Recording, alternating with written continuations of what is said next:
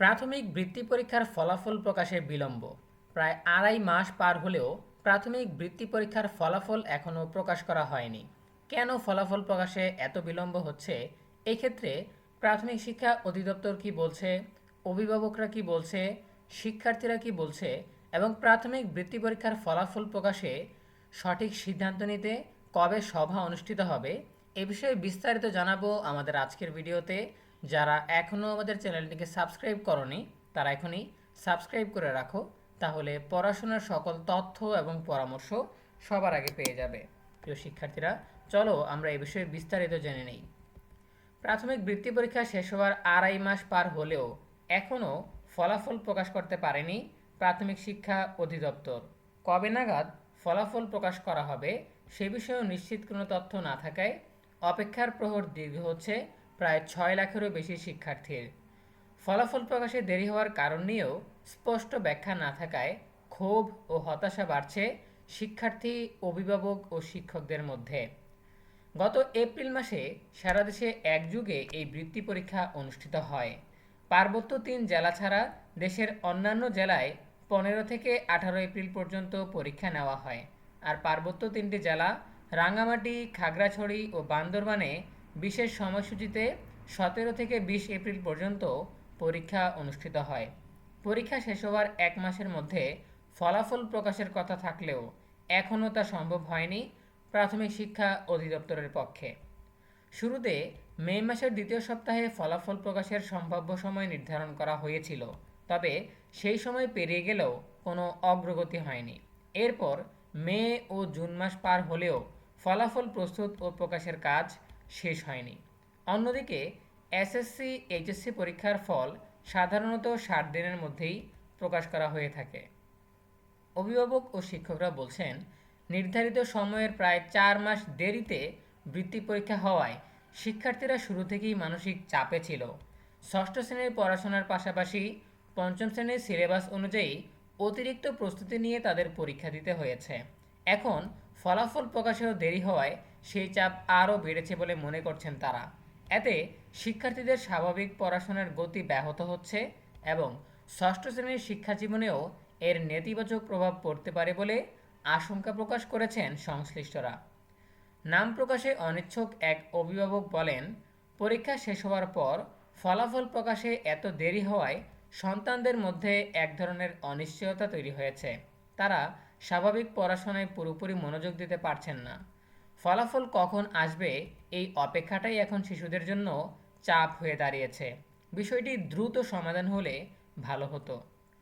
প্রাথমিক সহকারী শিক্ষক সমিতির কেন্দ্রীয় কমিটির সভাপতি মোহাম্মদ শামসুদ্দিন বলেন, প্রাথমিক বৃত্তি পরীক্ষার ফলাফল প্রকাশে দীর্ঘ সময় লাগায় শিক্ষার্থী ও অভিভাবকদের মধ্যে এক ধরনের উদ্বেগ তৈরি হয়েছে।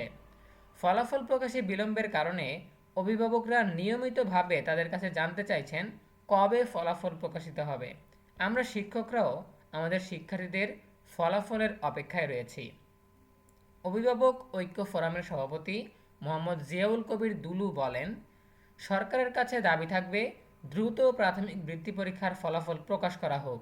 দীর্ঘ সময়েও ফলাফল প্রকাশ না হওয়ার কারণে শিক্ষার্থী ও অভিভাবকদের মধ্যে উদ্বেগ তৈরি হয়েছে। সব ধরনের পরীক্ষার ফলই সাধারণত 2 মাসের মধ্যে প্রকাশ করা হয়, তাই এই ফলও দ্রুত প্রকাশ করা উচিত। প্রাথমিক শিক্ষা অধিদপ্তরের মহাপরিচালক শাহিনা ফেরদাউসি জানিয়েছেন, বৃত্তি পরীক্ষার ফলাফল দ্রুত প্রকাশের লক্ষ্যে কাজ চলছে, তবে কবে নাগাদ ফলাফল প্রকাশ করা হবে তা নিয়ে কিছুই বলেননি তিনি।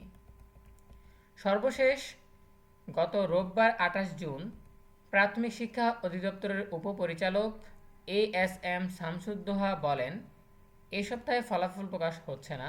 আমরা চেষ্টা করেছিলাম, কিন্তু আরও কিছু সময় লাগবে। জুলাইয়ের দ্বিতীয় সপ্তাহে ফলাফল প্রকাশের সম্ভাবনা রয়েছে।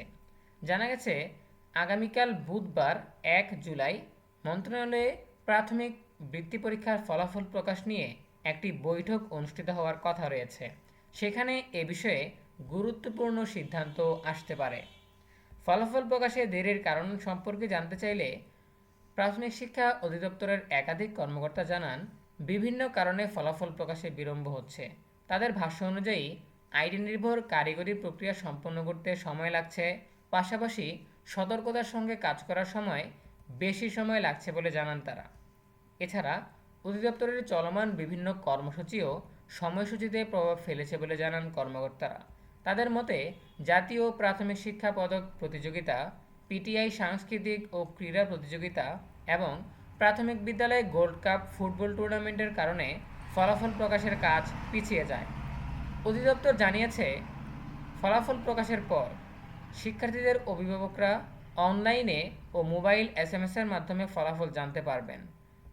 অনলাইনে ফলাফল দেখার IPEMIS পোর্টাল ব্যবহার করতে পারবে।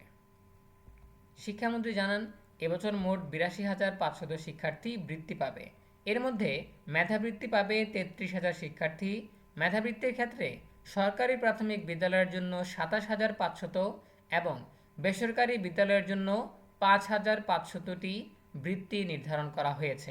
অন্যদিকে সাধারণ বৃত্তি পাবে ৪৯,৫০০ শিক্ষার্থী, যার মধ্যে সরকারি প্রাথমিক বিদ্যালয়ের শিক্ষার্থীদের জন্য ৪১,২৫০ এবং বেসরকারি প্রাথমিক বিদ্যালয় বা কিন্ডারগার্টেনের শিক্ষার্থীদের জন্য ৮,২৫০টি বৃত্তি বরাদ্দ রাখা হয়েছে। তিনি আরও জানান, মেধাবৃত্তি প্রাপ্ত শিক্ষার্থীরা এককালীন ২২৫ টাকা এবং প্রতি মাসে ৩০০ টাকা করে পাবে। আর সাধারণ বৃত্তিপ্রাপ্ত শিক্ষার্থীরা বছরে এককালীন ২২৫ টাকা দেওয়া হবে এবং তারা মাসিক ২২৫ টাকা করে ভাতা পাবে। আগামী বছর এই বৃত্তির পরিমাণ বাড়ানোর বিষয়টি বিবেচনা করা হবে বলেও জানান তিনি।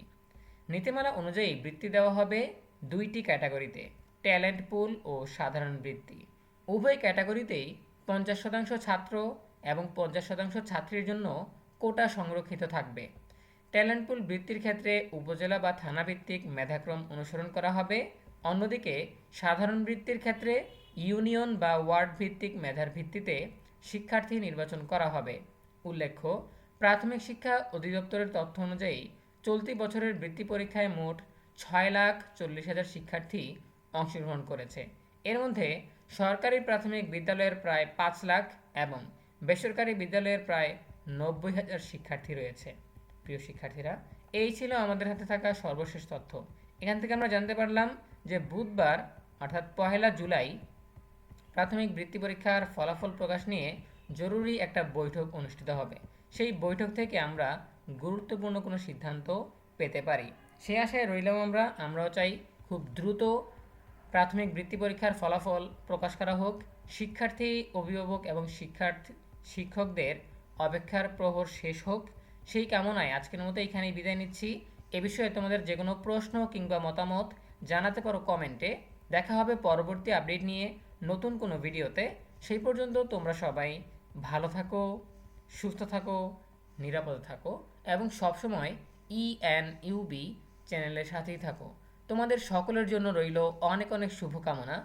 ধন্যবাদ সবাইকে।